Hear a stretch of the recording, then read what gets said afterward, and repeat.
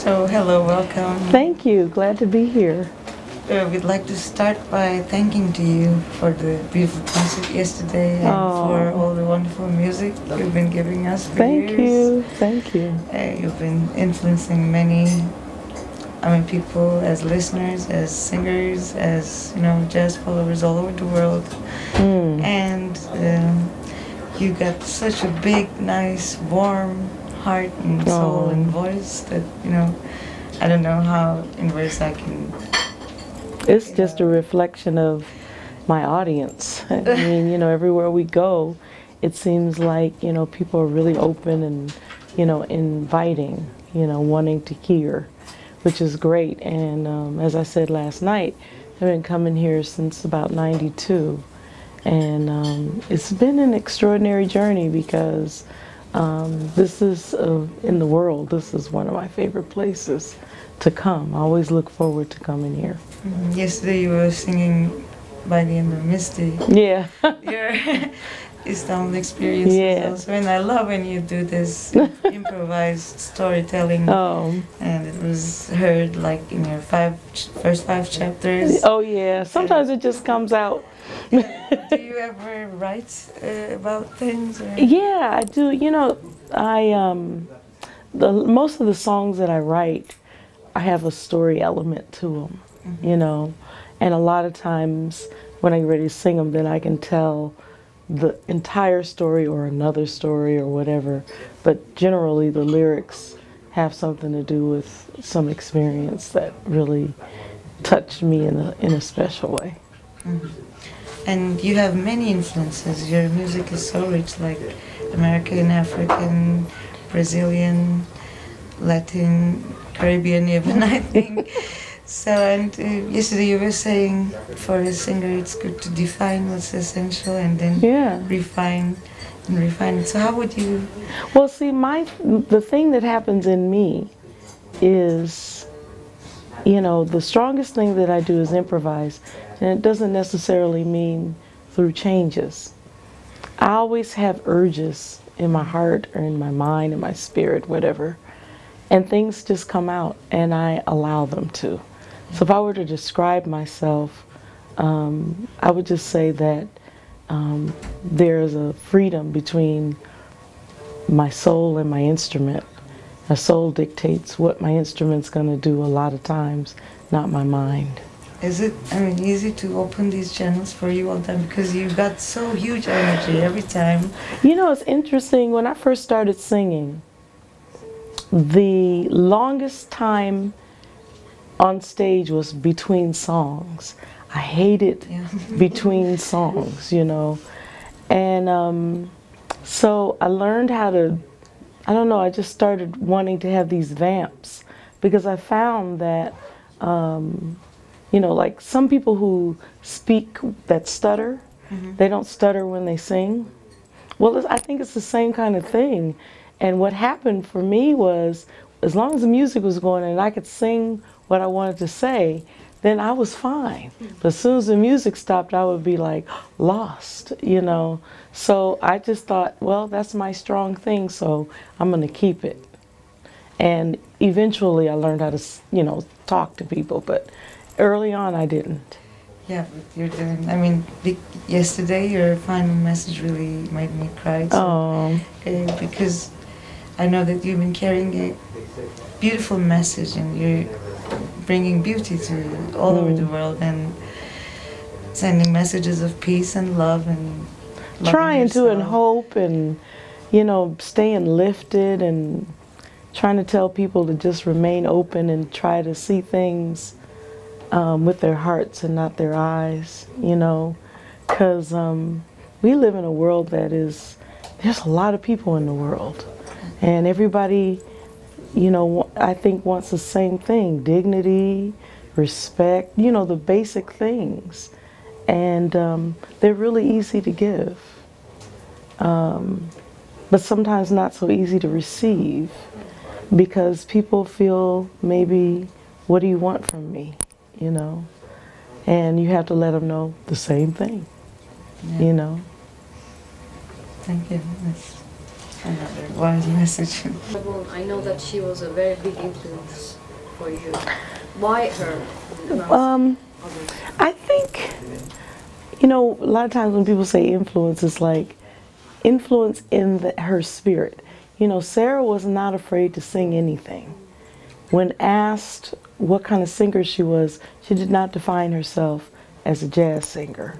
She defined herself as a singer who was open to everything. And that's how I view myself, that jazz is my foundation. And I'm thankful for it because I look at it as my passport into a lot of things.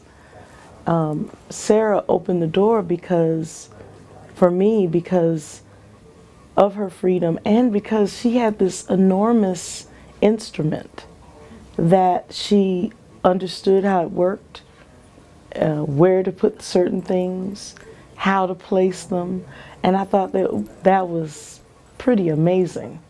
And so I started really defining my instrument as just that, you know, because every instrumentalist that I knew, you know, they play guitar, they all sounded different. They play sax or trumpet, they all sound different. Why is that? And it had to do with the approach and their ability and what they hear and how to make that sound. And so that's the thing that most influenced me about Sarah Vaughan, by Sarah Vaughan, yeah. I think you met her. Oh, many times.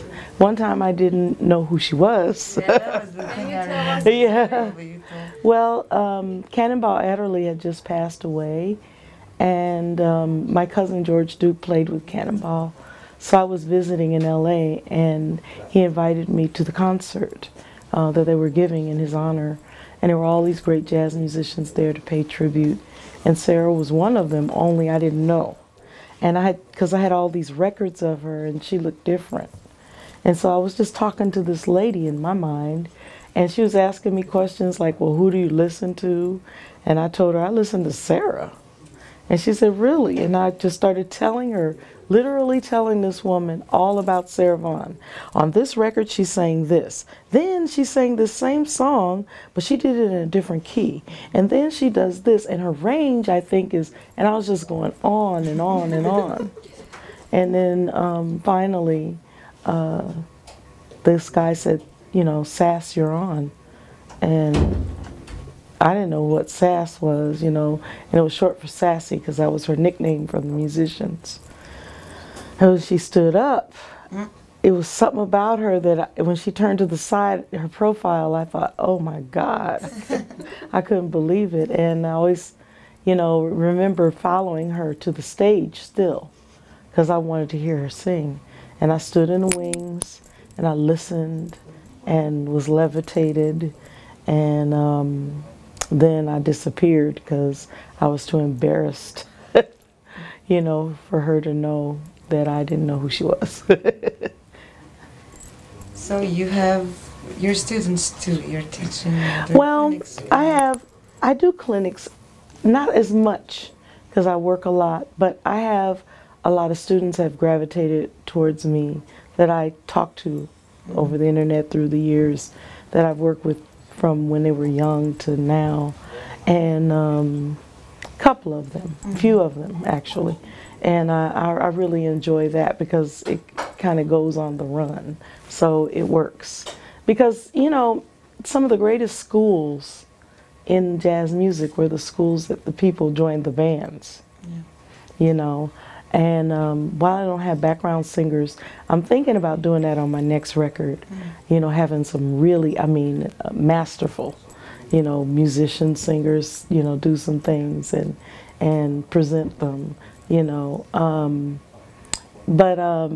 You know, the biggest thing is I have a lot of singers that come to my concerts, and if I have an opportunity, then I can sit and talk with them, maybe give them a lesson, or, you know, while I'm in town or something.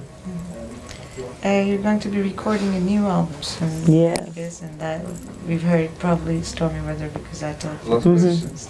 This is the last question. So you, the musicians and the arrangements in your cities are fantastic too because you're rooted in jazz, but there's still Everything else. Yeah, very fresh and, you know, very refined. Well, you know, back to the question that you asked me, when I grew up, it was at a time when music was without boundaries, you know. So you could see, you know, Ella Fitzgerald singing the Beatles music.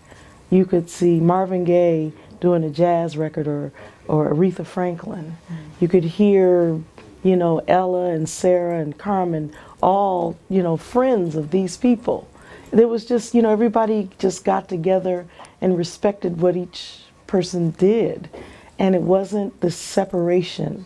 And I think the industry started the separation. They had the bins, and then this singer, and then instead of just putting everything in alphabetical order, country music, jazz music, R&B music, world music, and so, you know, things just got really separated. But the time that I grew up in, it wasn't separated like that.